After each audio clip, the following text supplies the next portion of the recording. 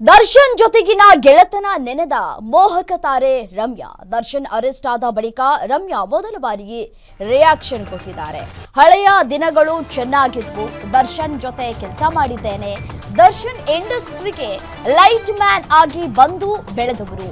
Darshan arrest ಆದಾಗ ಮಿಶ್ರ ಪ್ರತಿಕ್ರಿಯೆ ಬಂತು, ಒಂದ್ ಕಡೆ ಬೇಸರವೂ ಕೂಡ ಆಯ್ತು ಅಂತ ಹೇಳಿ ನಟಿ ರಮ್ಯಾ ಹೇಳ್ತಾ ಇದ್ದಾರೆ. ಅವರು ಇಂಡಸ್ಟ್ರಿಗೆ ಬಂದ ವಿಚಾರ ನನ್ನ ಜೊತೆ ಹಂಚಿಕೊಂಡಿದ್ರು, ಅವರೇ ಅವರ ಲೈಫ್ ಅನ್ನ ಹಾಳು ಮಾಡಿಕೊಂಡ್ರು ಅಂತ ರಮ್ಯಾ ಹೇಳಿದ್ದಾರೆ. ಪವಿತ್ರ ಗೌಡ ನನಗೆ ಯಾರು ಅಂತ ಗೊತ್ತಿರಲಿಲ್ಲ, ಈ ಕೇಸ್ ಆದ್ಮೇಲೆ ಪವಿತ್ರ ಗೌಡ ಗೊತ್ತಾಗಿತ್ತು.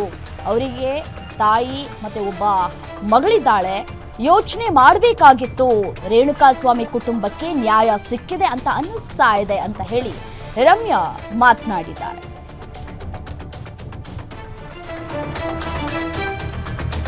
ನಟಿ ರಮ್ಯಾ, ದರ್ಶನ್ ಈ ಯಾವಾಗ ಬೇಲ್ ಕ್ಯಾನ್ಸಲ್ ಆಯಿತು, ಸುಪ್ರೀಂ ಕೋರ್ಟ್ ಬೇಲ್ ಕ್ಯಾನ್ಸಲ್ ಮಾಡಿ ಆದೇಶವನ್ನು ಹೊರಡಿಸಿತು, ಆ ವಿಚಾರಕ್ಕೆ ಸಂಬಂಧಪಟ್ಟಂತೆ ನನಗೆ ಈ ಒಂದು ವಿಚಾರ ಕೇಳಿ ಮಿಶ್ರ ಪ್ರತಿಕ್ರಿಯೆ ವ್ಯಕ್ತವಾಯಿತು.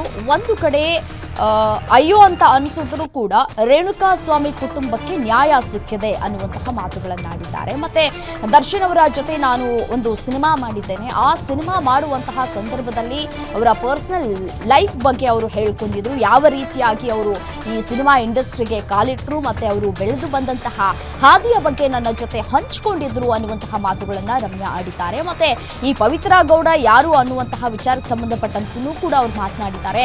ಪವಿತ್ರ ಗೌಡ ಯಾರು ಏನು ಅನ್ನೋದು ನನಗೆ ಗೊತ್ತಿರಲಿಲ್ಲ, ಯಾವಾಗ ಈ ಒಂದು ಪ್ರಕರಣ ಹೊರಗಡೆ ಬಂತು ಆವಾಗ ಗೊತ್ತಾಯ್ತು ನನಗೆ ಆಕೆಯ ಬಗ್ಗೆ ಅನ್ನುವಂತಹ ಮಾತುಗಳನ್ನು ಆಡಿದ್ದಾರೆ. ಯಾಕಂದ್ರೆ ಅವರು ಬಡವರು, ಈಗ ಅವರ ವೈಫ್ ಕೂಡ she's just had a baby, so ಅವ್ರಿಗೆಲ್ಲೋ ಒಂದು ಕಡೆ ಜಸ್ಟಿಸ್ ಸಿಕ್ಕಿದೆ ಅಂತ ನಾನು ಅನ್ಕೋತೀನಿ. ನಾನಿವತ್ತು ಜಡ್ಜ್ಮೆಂಟ್ ಕೇಳಿದಾಗ ನನಗೆ ಮಿಕ್ಸ್ಡ್ ರಿಯಾಕ್ಷನ್ ಇತ್ತು. ಒಂದು ಕಡೆ ನನಗೆ ಸ್ವಲ್ಪ ಬೇಜಾರು ಆಯಿತು, ಯಾಕಂದರೆ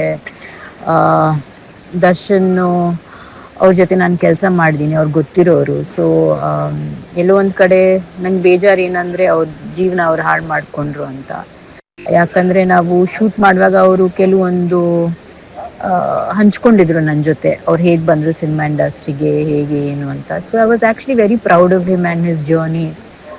ಏನು ಇಲ್ಲದೆವರು ಏನೋ ಕಷ್ಟಪಟ್ಟು ಇಂಡಸ್ಟ್ರಿಗೆ ಬಂದು ಲೈಟ್ ಬಾಯ್ ಆಗಿ ಕೆಲಸ ಮಾಡಿ ಇಷ್ಟು ಮಟ್ಟಿಗೆ ಬೆಳೆದಾರಂತೆ ಎಲ್ಲೋ ಒಂದು ಕಡೆ ಒಂದು ಹೆಮ್ಮೆನೂ ಇತ್ತು. ಬಟ್ ಇತ್ತೀಚೆಗೆ ಅವ್ರದ್ದೇನು ನಡವಳಿಕೆ ಆಗಲಿ ಏನು ಅವ್ರದ್ದು ಇದೆಲ್ಲ ನೋಡಿ ನನಗೆ ಬೇಜಾರಾಯಿತು. ಬಿಕಾಸ್ ಅವ್ರ ಅಕ್ಕಪಕ್ಕ ಯಾರು ಒಳ್ಳೆಯವ್ರು ಇಲ್ವೇನೋ ಏನೋ ಗೊತ್ತಿಲ್ಲ, ಅವ್ರಿಗೆ ಏನೋ ಒಂದು ಒಳ್ಳೆ ರೀತಿನಲ್ಲಿ ಒಳ್ಳೆ ದಾರಿನಲ್ಲಿ ಕರ್ಕೊಂಡು ಹೋಗೋದಕ್ಕೆ ಆ್ಯಂಡ್ ಗುಡ್ ಅಡ್ವೈಸರ್ಸ್ ಇರಲೇಬೇಕು. ಎಸ್ಪೆಷಲಿ ಒಂದು ಮಟ್ಟಕ್ಕೆ ಬೆಳೆದ ಮೇಲೆ ಒಂದು ರೆಸ್ಪಾನ್ಸಿಬಿಲಿಟಿ, ಒಂದು ಜವಾಬ್ದಾರಿ, ಒಬ್ಬ ಸೆಲೆಬ್ರಿಟಿ ಆದಮೇಲೆ you need to make sure that you keep good company.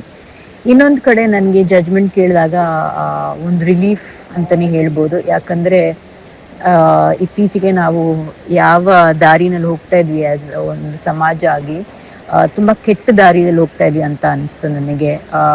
ಹೆಣ್ಮಕ್ಳು ಸೇಫ್ಟಿ ಆಗಲಿ, ಹೆಣ್ಮಕ್ಳ ಬಗ್ಗೆ ಗೌರವ ಇಲ್ಲದೆ, ನಿಮಗೆ ಗೊತ್ತು ನಾನು ಹೋದ ಸತಿ ಸುಪ್ರೀಂ ಕೋರ್ಟ್ ಅವರ ತೀರ್ಪು ಬಗ್ಗೆ ನಾನು ಮಾತಾಡಿದ್ದಕ್ಕೇ ಎಷ್ಟೋ ಜನ ಟ್ರೋಲ್ಸು ನನಗೆ ಕೆಟ್ಟದಾಗಿ ಎಲ್ಲ ಮೆಸೇಜಸ್ ಎಲ್ಲ ಕಳಿಸಿದ್ರು. ಆ್ಯಂಡ್ ಸೊ ಒಂದು ಕಡೆ ರಿಲೀಫ್ ಅಂದರೆ ನಾವೊಂದು ಸೊಸೈಟಿ ಆಗಿ ನಾವು ಹೇಗಿರಬೇಕು, ಒಂದು ರೂಲ್ಸ್ ಅಂತ ಇರುತ್ತೆ, ಒಂದು ರೆಗ್ಯುಲೇಷನ್ಸ್ ಅಂತ ಇರುತ್ತೆ, ನಾವು ಅದನ್ನ ಫಾಲೋ ಮಾಡಿದ್ರೇ they will be civility in society. ನಾವೇ ನಮ್ಮ ಕೈಲಿ ಕಾನೂನು ತೊಗೊಂಡ್ರೆ ಈ ಥರ ಕೆಟ್ಟ ಕೆಲಸಗಳಾಗುತ್ತೆ.